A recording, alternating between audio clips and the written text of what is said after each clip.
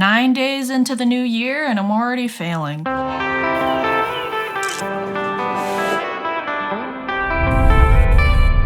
At the beginning of every year, I like to make a list of goals that I want to have accomplished by the end of the year. For 2019, surprisingly, I hit a lot of the social media goals that I had. I hit 100 subscribers on YouTube, getting really close to 200, which is exciting. I hit 10,000 followers on Instagram. I've been working a lot on my logo design and my branding skills. I accomplished a lot of the creative and social media goals that I had.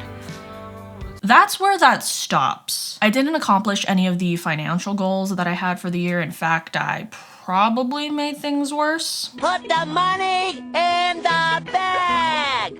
Put it in! I didn't get to travel as much as I wanted to. I mean, I traveled a lot this year, and I'm extremely grateful for all of the places that I've been to this year, but I didn't get to travel as much as I had hoped I would in 2019. And one of the biggest things is my physical and my mental health have kind of taken a toll this year. And I'll make another video explaining that. Even though I'm grateful for everything that I have experienced, all of the friends I've made, all of the connections I've made, the things that I have done and have gone through and have accomplished this year, 2019 kind of sucked. However, 2019 will still be a pivotal year for me because it was the first year where I finally realized my value and my worth. As creators, we tend to sell ourselves short because we think that that's what we deserve. We don't really speak up when we disagree on something. We let people boss us around and undermine the value that we bring. But the reality is that the creator community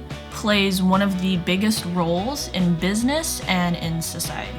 We're the translators. We're the ones with the ability to translate a message in a way that people can understand. In 2019, companies spent $5 to $10 billion on influencer marketing, and that's not just a coincidence. We're the ones that are able to bring a company's message, a company's service and product to the forefront, to the general public. We should realize that that holds a big value for companies and for businesses. 10 years ago, or before social media existed, you had gatekeepers. Business people would pick and choose who to work with, and therefore they had the power. Now I think times are changing. Even Chris Do points this out. He says, See, I think there's a shift happening from platforms to creators. That's you guys. Creators now have the upper hand because companies are realizing that people buy from people.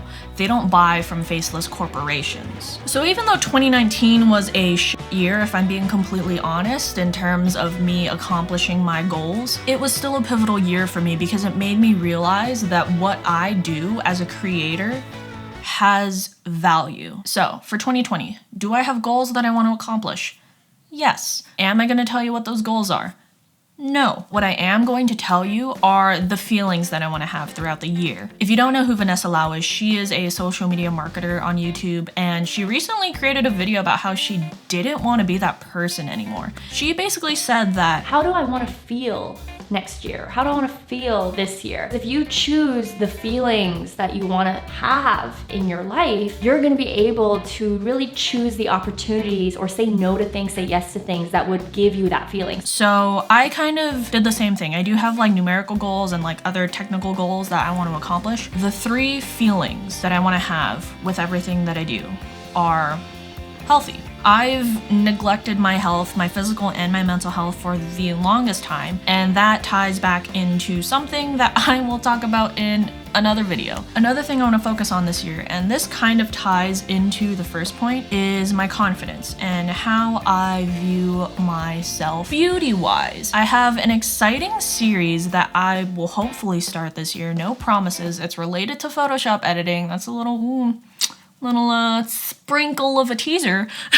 For the longest time, aside from my physical and my mental well-being, I just never saw myself as someone who could be beautiful. And so this year, I want to focus on how I define beauty for me. I want to get to a place where by the end of the year, or obviously even sooner, or if I need more time, I'll give myself more time, but I want to get to a point where every single day I can wake up and look myself in the mirror and realize that I am beautiful. I'm not at that point right now, I'm going to be completely honest, but I do want to get to that point. So the confidence that comes with that, The confidence that comes with someone feeling beautiful about themselves and really loving themselves, that's what I want to have. That's the feeling that I want to have. Lastly, I want to be excited about the things that I'm working on. Something that I've noticed is that if I am not excited about something, if I'm not stoked about a project or about a video or a Photoshop edit, it turns out really shitty. But if I genuinely am enjoying the process of creating, if I'm enjoying how I'm going about creating this video or this Photoshop edit, etc., it turns out a lot better. In my opinion, that's the only way that I'm going to get a really good product. Hope you guys like this video. I know it was kind of all over the place in terms of storytelling. I'm going to figure out how to edit it. Yeah, I'm excited for everything that is going to be happening in 2020. I have a lot of plans, a lot of things in store that I don't want to necessarily talk about yet. I have high hopes for this year. Gonna be completely honest, didn't really start off on the greatest foot. I know people use the new year as a metric for change and for growth and all of that, but honestly, like, it's just another day. You could have started your goals before the new year started. You could start your goals after the new year started. Don't use the new year as an indicator of whether or not you're progressing in life. You shouldn't start when you feel ready. You should obviously start before you feel ready, because you're never going to feel ready. But don't beat yourself up if you're not starting on your goals and if you're not working on improving yourself right when the new year hits. There's a lot of change and emotion in the air, and it can be hard to adjust, and it can be hard to immediately flip the switch. I just flipped the switch. If you like this video, give it a thumbs up, leave a comment in the comments below of what your goals are for the year, or if you don't have goals yet, what's stopping you from creating your goals, or what obstacles are you running into that's preventing you from creating those goals. If you're not subscribed, subscribe. I'm gonna be posting a lot more this year. Gonna try to post as much as possible. I don't want to say weekly, but I'm gonna try to post more often on YouTube. See you guys next time.